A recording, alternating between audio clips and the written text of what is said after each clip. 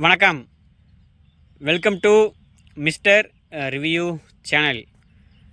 நான் பார்த்த படங்கள் அப்படிங்கிற டாப்பிக்கில் நாம் இன்றைக்கி பார்க்கக்கூடிய திரைப்படம் இயக்குனர் சண்முகம் பிரியன் அவர்களோட இயக்கத்தில் விக்ரம் பிரபு, மீனாட்சி மற்றும் பலர் நடித்து போன வருஷம் வெளிவந்த லவ் மேரேஜ் அந்த படத்தை பார்க்க போகிறோம்.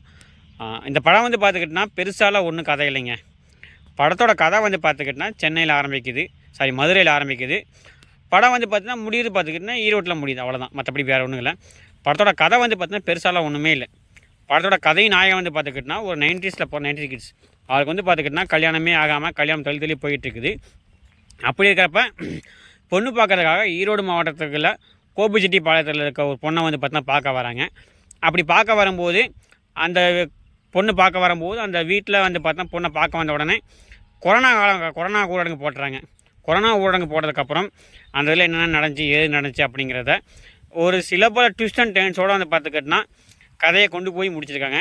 அதான் பார்த்து இந்த படத்தோட கதையில் பார்த்துக்கிட்டினா நமக்கு பார்த்தீங்கன்னா ரொம்ப பார்த்தீங்கன்னா யதார்த்தமாக எடுத்துருக்காங்க. படத்தை பார்த்தீங்கன்னா கொண்டு போன விதம் பார்த்துக்கிட்டினா சூப்பராகவே இருக்கும். படத்தில் பார்த்தீங்கன்னா அங்கங்கே ஒரு சில காமெடிகள் இருந்தாலும் படம் பார்த்துக்கிட்டினா ஒரு 90s பிறந்த 90s கிட்ஸுக்கு கல்யாணம் ஆகிறது எந்த அளவுக்கு சிரமமாக இருக்குது அப்படிங்கிறத இந்த படத்தில் காட்டினது பார்த்துக்கிட்டினா நல்லா இருந்துச்சு. ஏன்னா இன்றைக்கி இருக்க காலகட்டத்தில் பொண்ணுங்க பார்த்துக்கிட்டா எவ்வளோ எதிர்பார்க்குறாங்க, என்னமோ பார்க்குறாங்க, ஏரோப்ளான் வேணும், ஹெலிகாப்டர் வேணும் அப்படி இப்படின்னு கேட்கும்போது அந்த காலத்தில் இப்போ இருக்க பொண்ணுங்க பார்த்தீங்கன்னா மைண்ட் செட் எப்போ இருக்குது அப்படிங்கிறத இந்த படத்தில் காட்டினது நல்லா தான் இருந்துச்சு. இதில் பார்த்துக்கிட்டினா ஃபஸ்ட்டு ஒரு பொண்ணை பார்க்க போவோம். அப்படி அந்த பொண்ணு பார்த்துக்கிட்டினா நிச்சயமெல்லாம் முடிஞ்சதுக்கப்புறம் இன்னொருத்தரோட ஓடி போயிடும். அப்படி ஓடி போனதுக்கப்புறம் அந்த பொண்ணோட தங்கச்சியை பார்த்தீங்கன்னா ஒரு லவ் பண்ணி கல்யாணம் பண்ணிக்குவார். இது என்னடா ரோஜா படத்தோட கதை மாதிரி இருக்குது நீங்கள் நினைக்க வேணாம். அந்த படத்தோட கதையை பார்த்துக்கிட்டினா கொஞ்சம் உல்ட்டா பண்ணி இவர் எடுத்திருக்கா. அப்படி நம்ம என்ன தான் கதை பார்த்தீங்கன்னா தெரிஞ்ச கதையாக இருந்தாலும் பழைய கதையாக இருந்தாலும் அந்த படத்துக்குன்னு ஒரு ஸ்க்ரீன் பிளே இருக்குது பார்த்தீங்களா. ஸ்க்ரீன் பிளேயில் தான் படம் பார்த்தீங்கன்னா இந்த அளவுக்கு இருக்குது அப்படிங்கிறதே நமக்கு தெரிய வரும். இந்த படத்தோட ஸ்க்ரீன் பிளே பார்த்தீங்கன்னா சூப்பராகவே இருக்குங்க. அதுவும் பார்த்துக்கிட்டினா மதுரையிலேருந்து இங்கே ஈரோடு போகிற வரைக்கும் அந்த ஈரோட்டில் பார்த்தீங்கன்னா காட்டினதெல்லாம் பார்த்துக்கிட்டா அற்புதமாகவே இருந்துச்சு.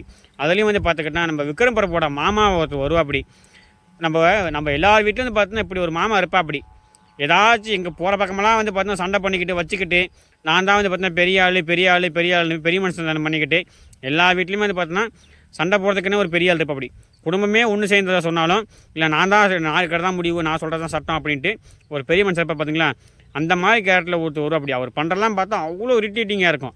என்னடா அது இந்த ஆள் நம்ம வீட்டில் இருக்க மாதிரியே இருக்கா, அப்படியே மாமை மாதிரி இருக்கா அப்படின்னு நினைக்க தோணும். அந்த அளவுக்கு பார்த்துக்கிட்டா இரிட்டேட்டிங்காக நடிச்சிருந்தாலும் யதார்த்தமாக நடிச்சிருப்பா. அப்படி ஆமாம் நம்ம வீட்டில் இப்படி ஒரு ஆள் இருக்கா, அப்படி இல்லை ஒரு மண்டக்காரம் பிடிச்சார் ஒரு ஆள் இருக்கா, இல்லை ஒரு மண்டக்காசை இருக்கா, அப்படி இல்லை அப்படி நினைக்க தோணும். அந்த நடிப்பு பார்த்தா அற்புதமாக இருந்துச்சு. அப்புறம் ஹீரோயினாக வர மீனாட்சி நடிப்பு பார்த்தீங்கன்னா சொல்லணும் அவசியமே இல்லைங்க. புதுமுகமாகவே இருந்தாலும் சூப்பராகவே நடிச்சிருந்தாங்க. அவங்க நடிப்பு பார்த்துக்கிட்டா அற்புதமாக இருந்துச்சுங்க. அதுவும் பார்த்துக்கிட்டினா கல்யாண பொண்ணோட ஃபோனை பார்த்துக்கிட்டினா இந்த பொண்ணு பண்ணுற மாதிரியே பண்ணிக்கிட்டு மெசேஜ் பண்ணுறதெல்லாம் பார்த்துக்கிட்டினா அது நம்ம கொஞ்சம் சூதானமாக இருக்க மாட்டேங்குது. நீ இப்போ இருக்க நடிகர்ஸ்லாம் சப்போஸ் பொண்ணுக்குன்னு பார்க்க போனீங்கன்னா அந்த கல்யாண பொண்ணு தான் பேசுதா அப்படின்னு நம்ம இன்னும் கொஞ்சம் கேட்டு செக் பண்ணிக்கணும் போல். ஏன்னா அந்தளவுக்கு பார்த்துக்கிட்டு அந்த சீனில் ஒரு காட்டினது கொஞ்சம் யோசிக்கிற மாதிரி தான் இருந்துச்சு. இன்றைய காலகட்டத்தில் போல் இருக்குமா வைக்குமா அப்படின்னு நம்ம நினைக்க தோணியிருந்தாலும் இன்றைக்கி இருக்க 90s கிட்ஸுக்கு பொண்ணு கிடைக்கிறது எந்தளவுக்கு இதாக இருக்குது, குதிரை கம்பாக இருக்குங்கிறத இந்த படத்தில் காட்டியிருப்பாங்க. அதே மாதிரி அந்த போனதுக்கப்புறம் அந்த கொரோனா காலகட்டத்தில் எந்த அளவுக்கு பார்த்துக்கிட்டினா பொண்ணுங்களாம் கஷ்டப்பட்டாங்க. பொண்ணுங்க கஷ்டங்கிறத விட கொரோனா காலத்தில் மேக்ஸிமம் ஒரு வீட்டுக்குள்ளேயே இருக்கிறதுக்கு எந்த அளவுக்கு கஷ்டமாக இருந்துச்சு. கொரோனா காலத்தில் வீட்டுக்குள்ளேயே பார்த்துக்கிட்டினா அடைஞ்சு கிடக்கிற அளவுக்கு சிரமமாக இருந்துச்சு. ஊருக்குள்ளேயே பார்த்துக்க எந்த அளவுக்கு கஷ்டப்பட்டாங்க அப்படிங்கிறத இந்த பற்றி தெளிவாக காட்டியிருப்பாங்க. அதே மாதிரி அந்த மாமா கேட்ட பார்த்துக்கிட்டினா ஒரு இது சொல்லுவா. அப்படிங்க கறிக்குழம்பு என்ன, கறிசோறு என்னான்னு தெரியுமா அப்படின்ட்டு அவர் கறிக்குழம்பை பற்றியும் பார்த்துக்கிட்டினா விவரிக்கிற விவாதம் போது பார்த்துக்கிட்டினா மனுஷன் அவ்வளோ ரசித்து சொல்லுவோம் அப்படி கறிசோரை பற்றி. அந்த அளவுக்கு பார்த்தீங்கன்னா அவர் சொல்கிறது பார்த்தீங்கன்னா அவ்வளோ அற்புதமாக இருக்கும். அதே மாதிரி படத்தோட இசையும் சரி, பின்னணி பாடல்களும் சரி, பாடும் சரி, படத்தோடய ஒன்றிணைஞ்சு போகிறனால நமக்கு பெருசாக லேக் இல்லை. படம் பார்த்தீங்கன்னா எங்கேயுமே நம்ம லேகெல்லாம் போனது காரணம் பார்த்தீங்கன்னா படம் சின்ன படம் 2 மணி நேரம் தான் வர படமானால நமக்கு பார்த்தீங்கன்னா பெருசாக எங்கேயுமே போர் அடிக்காமல் இருந்துச்சு.